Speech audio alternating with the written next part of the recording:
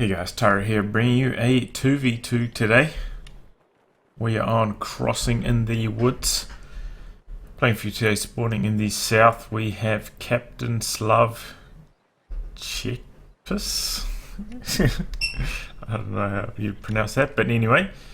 He's playing as US forces and his loadout is mechanized infantry and recon support. I mean, I'd have to imagine we're going to be seeing infantry. Neither of these other two are particularly good in 2v2s. Teaming up with him is Sky Shark, playing as the Brits, and his loadout is Commandos, Royal Artillery and Royal Engineer. These guys are about rank 100 arranged team. In the north we have REDFORCE, playing as OKW. In fact, both these guys playing as OKW. And his loadout is Scavenge, Breakthrough and Special Operations. Team up with him is Coh2 is Terminal Cancer, who has Luftwaffe Ground Forces, Breakthrough and Special Operations as well. So yeah, Crossing in the Woods. Kind of wish this map wasn't in the 2v2 map pool, but there you go, a little bit too small for 2v2s I feel. And here comes a dodge, so no, we're going to see mechanized from the captain. Not a captain, my captain, and we're engaging against this Kubel here. So mechanized really hinges on efficient use of the dodge truck and the artillery barrage, which is very strong. The rest of the abilities are a bit substandard, if I'm honest.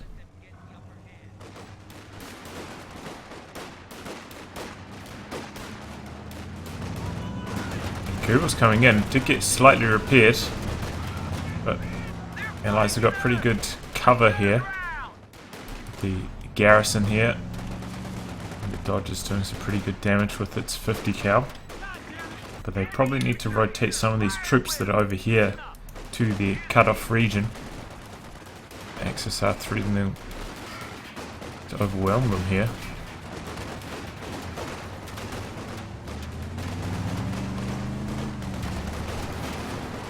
Remember, double OKW, so now no Fausts quite yet, so the Dodgers free to get reasonably close and not have to worry about getting Panzerfausted and taken down. Man, this is a bit of a bloodbath in the center. The enemy is overrunning one of our capture points. Now the Axis. One of these squads should just abandon this fight and run straight for the cutoff here. I'm kind of surprised that they haven't done that yet. But what's the point in winning this fight in the center if you're not going to push into this cutoff? You don't have to send your whole army there, but just one squad. And that would be worthwhile. But as it is, you know, they won that engagement. They had superior numbers there, but they didn't get any resource advantage from it. So questionable decision there. So we're talking double OKW. So we have to discuss one of these guys should go for the healing, the medic truck, and the other one for the mechanized truck. Hopefully they follow that pattern. Oh, shoe mine goes off, 2 men down. In fact, did we... Oh no, I was thinking, did we lose a squad here? But no. There's the extra manpower went on that dodge, of course. Oh, there's the Raketen. And there goes the dodge. Nicely done there. Very early Raketen, and probably should have seen that coming, right? Because the garrison there, I don't think that was camouflaged. So a bit of a mistake there by the captain. And that is a British sniper we hear starting to fire. So the Axis have got off to a pretty decent start here. Got a few more VPs off the ticket. And they are doing the healing in between the two bases here, so both players have good access to it. Unfortunately, remember that they did include in the patch notes that the healing got improved when they added it as a side tick, but they didn't actually improve it. I think it was 6 and it was supposed to go to 10, but they just left it at 6. So that is going to have a bit of a challenge healing both armies, but we'll have to see. That really negatively impacts the Axis, and we do have double Sturms here from REDFORCE. Curious decision, because a lot of long-range engagements on this map. These Sturm Pioneers generally don't do that well.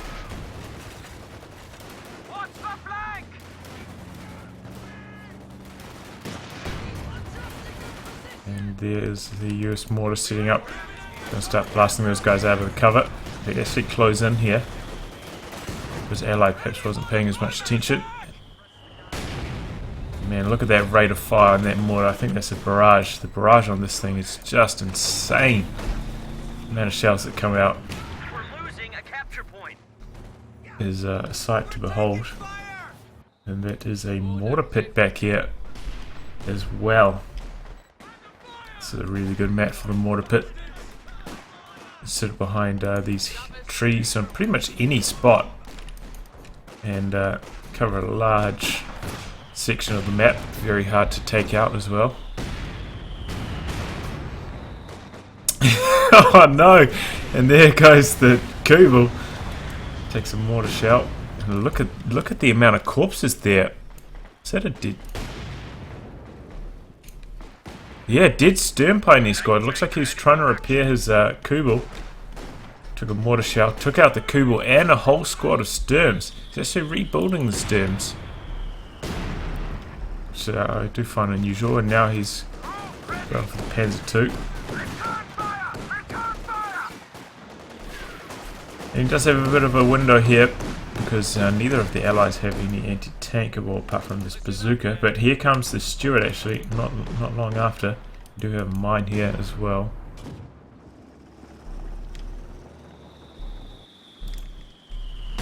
I do feel that, you know, going for the looks in 2v2s can sometimes be a bit challenging.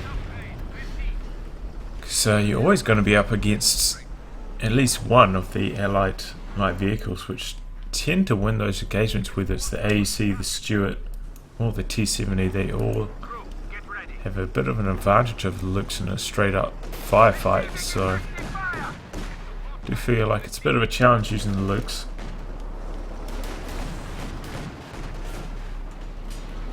Here comes the Stuart.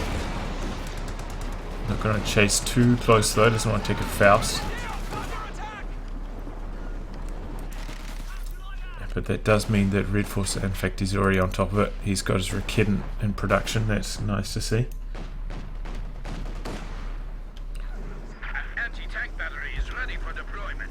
The Allies have managed to neutralise his fuel for a bit, and they have pretty much levelled the VPs again, so made a bit of a comeback from their somewhat slow start. Now this is where the Axis should have a bit of a power spike, and they have STGs on all their folks. And the Allies do not have their weapon upgrades yet before they get their Brens and their bars, or LMGs, but obviously didn't go for infantry company, so will have to be bars.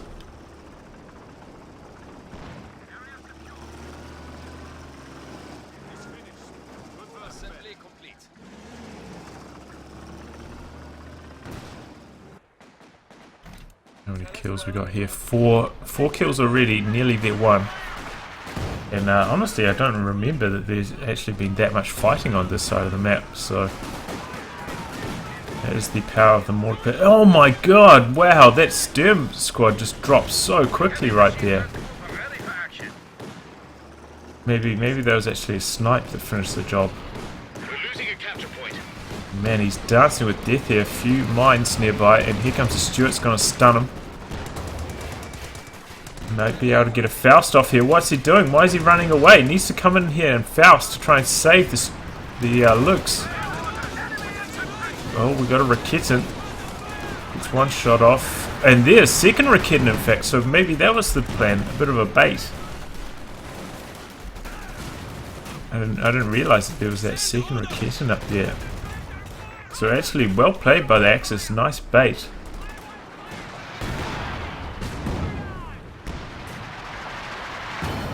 And that is an ISG.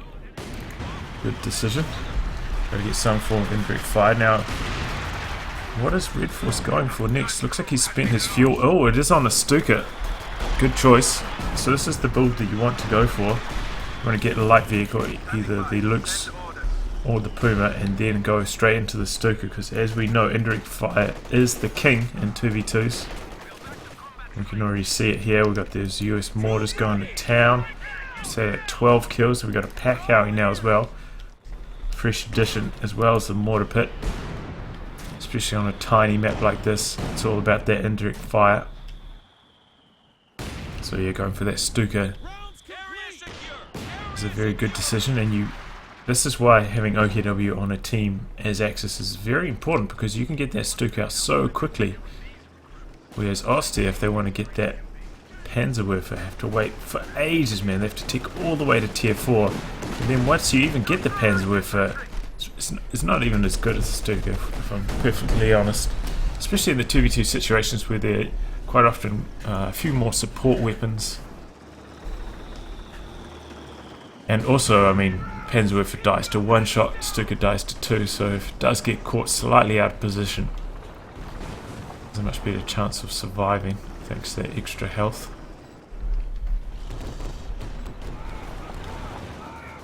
But already we have a Cromwell on the field for Sky Shark.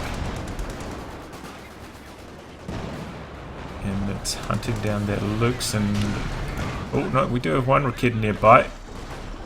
Squad here available for the Faust. Not going to snare him though at this health. We'll require 2 Fausts to meet that hit point threshold for the snare. Oh, but he's coming in again. Spots this thanks to the tank commander. Remember, this does give increased detection range of camouflage units. It's going to take a Faust. He should get away though. Oh, missing a Stuka barrage. Looks like it may have taken out a couple captain models. He kills, well, 1 kill, and it looks like he took a bazooka shot for it as well. It's a pretty bad opening salvo for the walking Stuka. Very important to get that Stuka up to Vet 2 as fast as possible, because both Vet 1 and Vet 2 it gets its reload bonuses, so it comes back online much quicker. And that's pretty much what's needed for the Stuka. Once it's at Vet 2, it starts becoming a real white machine. It's that faster firing frequency. But the Allies seem to have taken control. I mean, the Axis are having a lot of trouble contesting this left-hand side because of this mortar pit, also, as well as the centre, honestly. And the Allies have been harassing over here as well. And even though this has only got 8 kills, I mean, it's been doing a lot of damage, getting the squads low, so they have to retreat, or perhaps they die to the infantry or vehicles of the Allies. So you can't just look at the number of kills that mortar pit has. You just have to consider the amount of damage it's done as well. And look at that, it's ranging him from all the way on the other side of the map.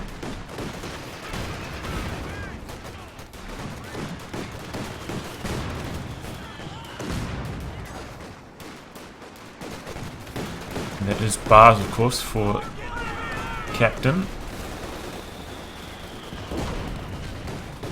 And Brenz as well for Sky Shark. It's gone for double Brenz, which is alright. Once you get Vet 3 though, you'll need to get the 5-man upgrade, because otherwise you're at pretty high risk of dropping those Brenz, but before that point you're alright. We've got the Schwer HQ under a bit of fire here. Stuka barrage forces back the troops, but that's incredibly low. Should not have set this up in range of a mortar pit. That was a horrible idea. And especially in 2v2s, just put these in really safe locations. Maybe put it back here so it kind of covers your cutoff. Put it in your base, maybe put it so it's covering like this entrance here. Because losing this is so punishing, man. 135 fuel gone. that is very hard to recover from. It's not worth it. It's not worth gaining a tiny bit of map control. And in 2v2s, these can go down so quickly, man. You know, just get caught out of position for a few seconds, maybe your squads get suppressed, and then your allies bring up 2 anti-tank guns and it's dead. Or you just face a constant barrage of indirect fire and it goes down, both pretty likely outcomes. He's having trouble repairing this. He's trying to build some obers, but I'm not sure if they'll stay alive for long enough. Looks like the Luke's gonna go down here, I think. Oh, close call. Now we've got double Cromwells for Sky Shark, and the Axis have pretty much no tanks. They've got a Puma. And that's not going to do too much against these Cromwells. And they are having to rely on Raketans. Luckily he does have Vet 1 on that Raketan. It's when they can move around at full speed and camouflage, which makes them so much more powerful, honestly. Like before that point, they're a bit rubbish, but once you get Vet 1 and once you can move around at full speed and camo, they are actually pretty good.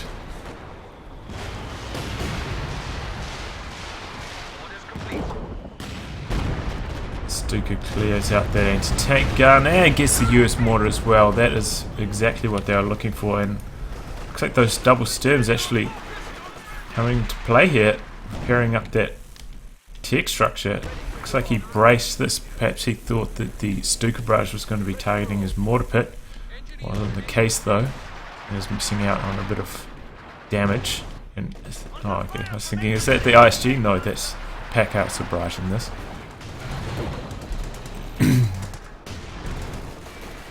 Oh, down goes one squad. Oh, Volksfriend is. In fact, he must be pretty low on squads. He is. Coh2's terminal cancer has been having a rough time of it. Very small army size. Does have enough fuel now for a Panther if he wants to go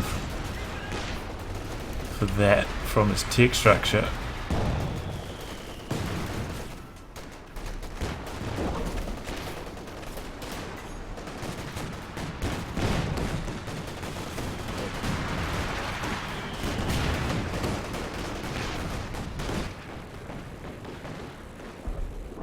What is that? That is a Scot. Okay.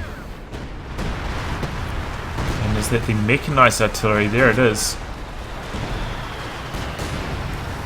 So I'm not sure what the targeting like was on the smoke, but it does get that down to about 1/3 health, and in come the Cromwells to try and finish the job. Not nearly enough here to defend. And there it goes. This is what I was saying. In 2v2s especially, I mean, there's so many things that can wreck this. And we ought to see one of them in effect there, the artillery barrage. The strength of this doctrine, as I was saying before, this comes down very quickly and it's very powerful. So yeah, this is why I would recommend putting it in a much more defensive position, because at least then if they call it in, they have to go a lot deeper into your territory, so you'll probably scout it.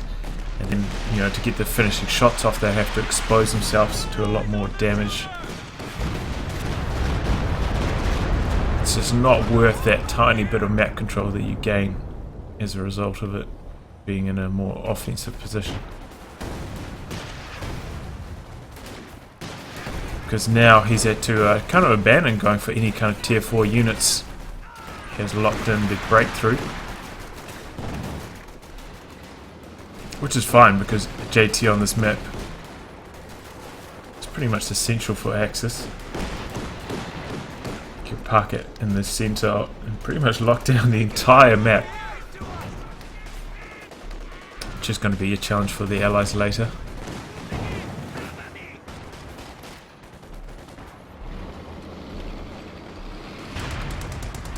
Looks like we've got some white phosphorus coming in here.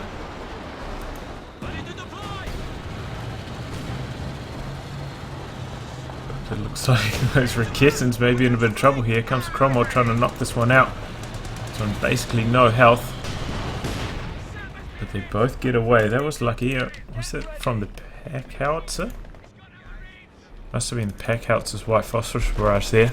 Pretty rare that you get to see that, but nice use of the ability. It looks like it got a lot of squads extremely low. Remember that the US forces white phosphorus won't kill, but the British white phosphorus will, which is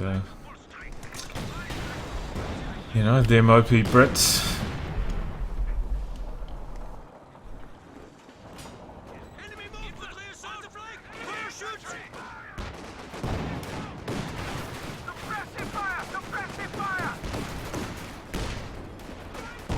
See, look how much more powerful that Raketen is now that it can move around full speed and cloak. Dodges those barred up riflemen. Still in a very good position to try and counter these vehicles if he actually uses it here. Which looks like he's kind of forgotten about it. Here it comes now. But he's running right into two barred up riflemen. He's going to lose it. Big misplay here by REDFORCE. Pop the flares. You see, he's actually gone for the Command Panther. Another good decision in 2v2s. Remember that the coordinated fire, I think that's what it's called, marked vehicle-like ability on this tank. Very, very powerful. Plus 50% damage on whatever you use it on. Means that the Command Panther can actually two-shot Jacksons. Oh, that was a huge Stuka barrage. Whoa. Stolen Raketen no longer. Almost take down the Jackson as well. We've got some artillery coming in. This is the assault artillery for Coh2's terminal cancer. Every time I say that, it does make me laugh, I have to say. Oh, we've got a few Raketens here. In fact, this could be the end of the Cromwell if this one can aim, or can't do. There's what a lot of people complain about in the Raketen, very long aim time. Got to see it in effect there. And this one actually missed its last shot at max range, but people always make peace with that. Big charge down the centre, all these Volkskrieges. I'm really surprised that he at no stage has gone for the STG upgrade. Pretty much essential, I feel. Perhaps he's hoping to get some drop weapons, but it is nice to see that Sky Shark has gone for the 5-man upgrade, which is very important when you got those double upgrades in your Vet 3. So Vet 3, they actually gain that scoped infield rifle, which don't take up weapon slots, so you can still carry 2 Brens, but when the models carrying the Brens dies, they can't transfer the Brens to the models with these scoped infield rifles. So it means that your drop rate on them is very, very high. You can drop those Brens very easily. Which is why it's essential to go for the 5-man upgrade, so at least then you've got 1 extra man. Try and hold on to your Brens. Otherwise, with only 4 men, yeah, you can just drop them like crazy.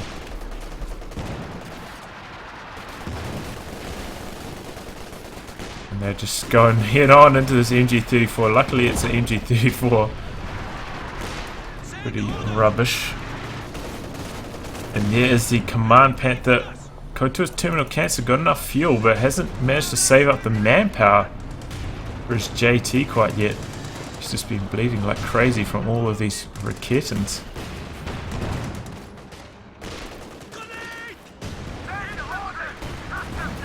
But yeah, this is where the Axis could start to make a comeback. They're down by about 150 VPs. Oh no, he's taken engine damage in front of this Jackson. Jackson outranges the Panther by 10.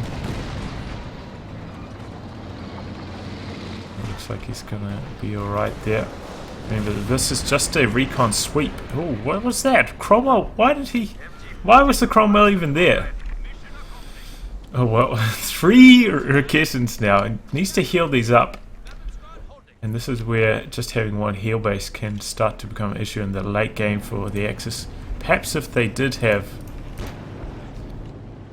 the 10 rather than the 6 heal rate, they might be able to get by on just 1 base, but at the moment it seems to be struggling. But yeah, here we go. We've got 3 Raketans, and as I say, once they get Vet 1, they can move around full speed and the camouflage. Makes them very powerful. In fact, 3 will actually take down a Jackson in 1 hit if they all connect. In fact, they probably should have tried to come after this Scott here.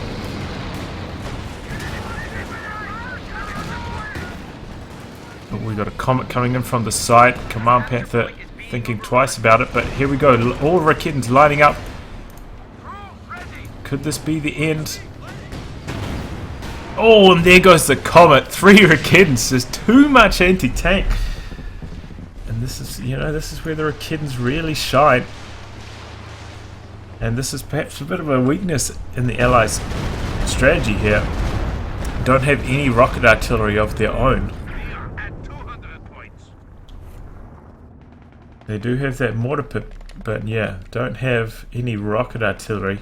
Unfortunately, both these factions, you have to select specific doctrines to get rocket artillery.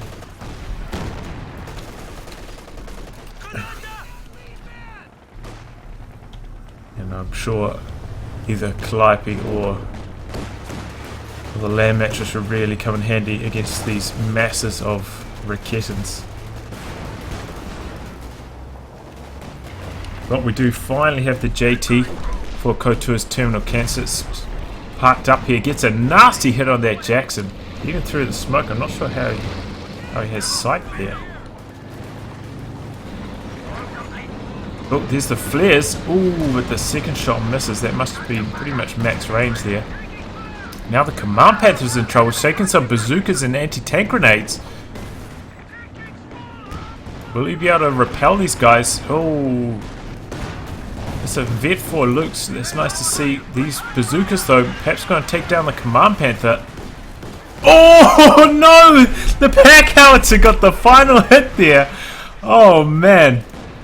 Oh wow. I can't believe that. I'm surprised he didn't just keep going with his captain. Would have been worth losing that to take out the Command Panther. I would have risked it. I would have done it myself. Because remember that anti-tank, handheld anti-tank, has a deflection damage.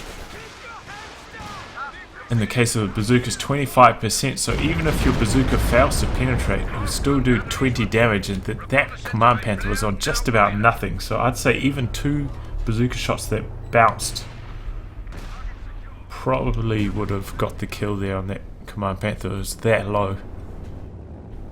So yeah, I would have chased even if it meant losing the captain, but he got lucky. He got lucky with that pack how he shot for the finisher.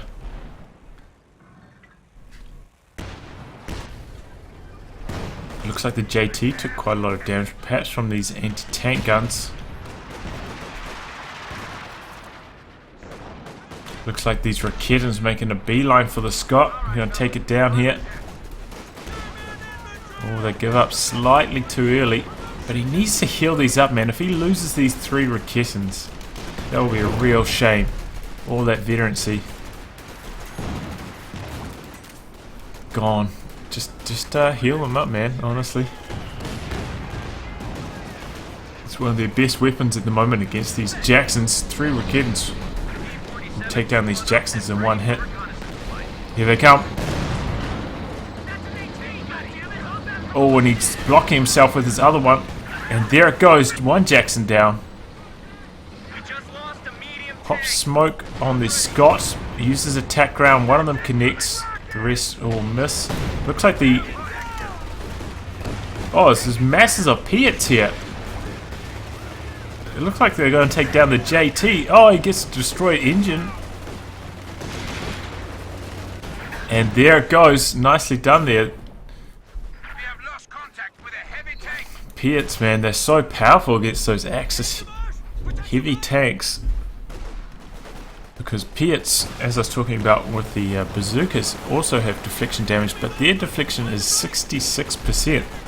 So it basically doesn't even matter if they penetrate or not. They still do a ton of damage. Which is kind of ridiculous, but there you go. They also obviously don't home in on the targets. So they do have that disadvantage. But I mean, against a slow moving target like a heavy tank, it doesn't really matter. Especially with damaged engine, they just can't get out of the way of the pits.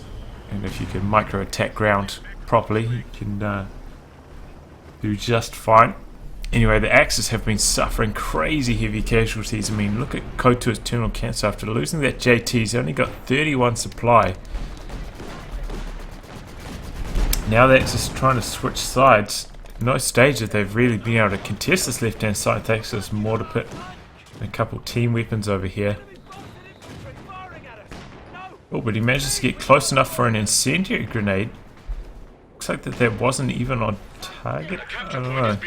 It's not doing much. Remember, as this vets up, it actually gains more health. So perhaps that's why it doesn't look like it's doing that much damage. It's got that vet 3 health bonus. And this is some pretty nasty blob action here from Sky Shark. I wouldn't want to contest this. Looks like that HMG in the trench finally went down there to an incendiary grenade, but Sky Shark doesn't really care. Allies well in the lead here. Unfortunately, that JT just didn't really get much done at all.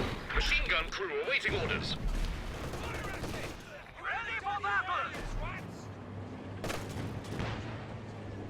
Heavy machine gun team ready for battle. And the Axis are really struggling against all of this vet up allied infantry. They've got their weapon upgrades now. And it seems like just the one Stuka alone hasn't been enough to keep down these allied blobs.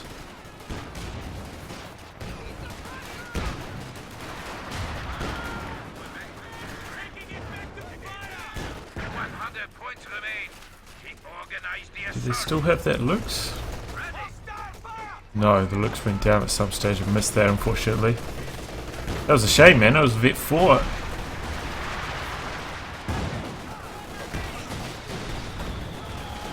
Man, these blobs, man. What can you even do? Axis in a really tough spot here. They just can't stop these blobs. Having one machine gun like this alone is not going to be enough because, as you can see, they just so much focus fire. Usually the gunner stands forwards, so he's the first one to drop, so the machine gun stops firing. I know that in Cruz's Kappa patch way back in the day, he actually changed the formation of machine guns, so the support crew would stand further in the front, so when squads with LMGs like that charge frontally, they'd actually take down the supporting crew members, not the gunner first, which was a nice change.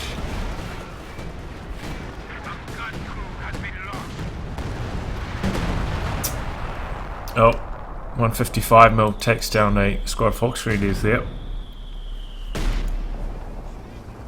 Now we've got a Puma and a Lux heading down this way, but there's a lot of allied tanks here. Used to bring those Raketans up, and here they come. Not in camouflage though, which is a bit of a waste. I mean, if you've got permanent camo, you might as well make use of it. Here he goes into camo now. Perhaps he's already been spotted. And down goes one of those Raketans. He's using attack ground here, unsuccessful though. Axis really on the ropes.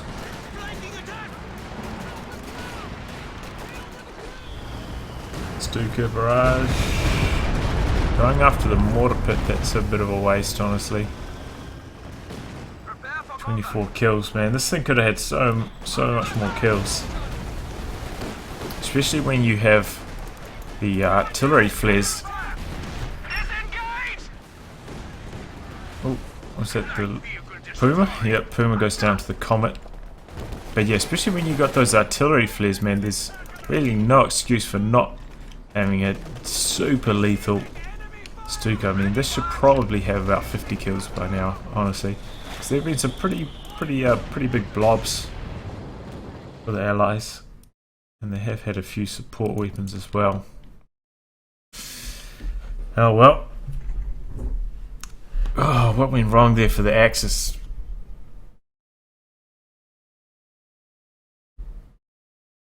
Well, yeah, I don't know. Man, they lost that JT pretty easily. I mean, they put that tech structure way too far forwards. Stuka was, I'm not sure, perhaps not quite used well enough. And yeah, they're sending machine guns just by themselves kind of onto the battlefield against massive blobs. If you're facing against blobs that big, you need two machine guns like right next to each other. Especially when it's the MG34, which is not probably the worst machine gun in the game. But I mean, one machine gun has to be the worst, and at least the MG34 is cheap. But yeah, you'd have to use two of them right next to each other, otherwise you're not going to be able to stop blobs that large. And yeah, they just didn't, the Allies, I mean the Axis just didn't have an answer to these Vet 3 double weapon upgraded squads. And they just couldn't keep them back, unfortunately. Because yeah, I mean they're doing a pretty good job of knocking out these tanks with their Raketen plate. It's a shame that they just got overwhelmed by the infantry.